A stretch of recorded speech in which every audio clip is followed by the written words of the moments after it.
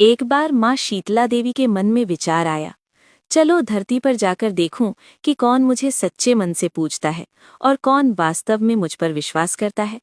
यही सोचकर माँ ने एक साधारण वृद्ध स्त्री का रूप धारण किया और राजस्थान के एक छोटे से गांव डूंगरी में आ पहुंची। गांव में घूमते हुए माँ ने देखा कि ना तो कहीं उनका मंदिर है और ना ही कोई उनकी पूजा करता है।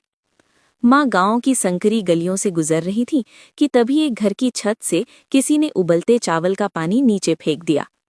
वो गर्म पानी सीधे माँ के ऊपर गिरा। माँ का शरीर झुलस गया, जगह जगह फफोले पड़ गए और असहनीय जलन होने लगी। दर्द से व्याकुल होकर माँ इधर उधर भागने लगी और पुकारने लगी, कोई है जो मेरी मदद करे, मैं जल रही हूं। लेकिन अफसोस, गांव वालों ने उनकी आवाज अनसुनी कर दी। कोई आगे नहीं आया। उसी समय एक गरीब कुम्हारिन अपने घर के बाहर बैठी थी। उसने देखा कि एक बूढ़ी माँ दर्द से कराह रही है।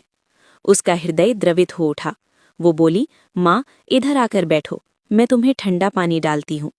वो मटके से ठंडा पानी लाई और माँ के शरीर पर डाला। फिर बोली, मेरे पास रात की बनी राबड़ी और थोड़ा सा दही है, उससे आपको आराम मिलेगा। उसने स्नेहपूर्वक माँ की सेवा की। फिर देखा कि माँ के बाल बिखरे हुए हैं। कुम्हारिन बोली, माँ तुम्हारे बाल ठीक कर देती हूँ। जब वो कंघी कर रही थी तभी उसकी नज़र माँ के सिर के पीछे छुपी एक दिव्य आंख पर पड़ी।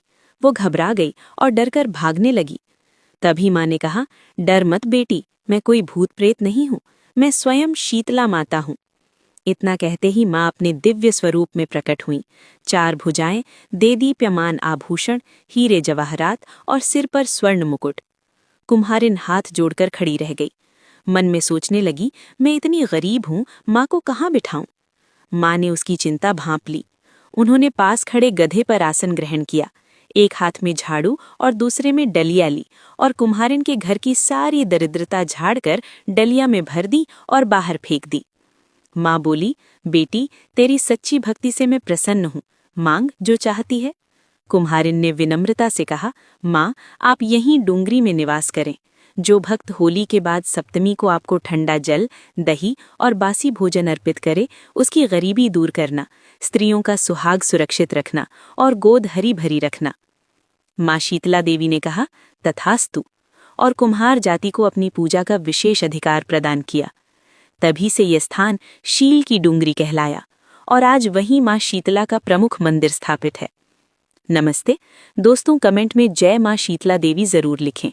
कहानी अच्छी लगे तो लाइक, कमेंट और चैनल को सब्सक्राइब करना ना भूलें। आपका बहुत बहुत धन्यवाद।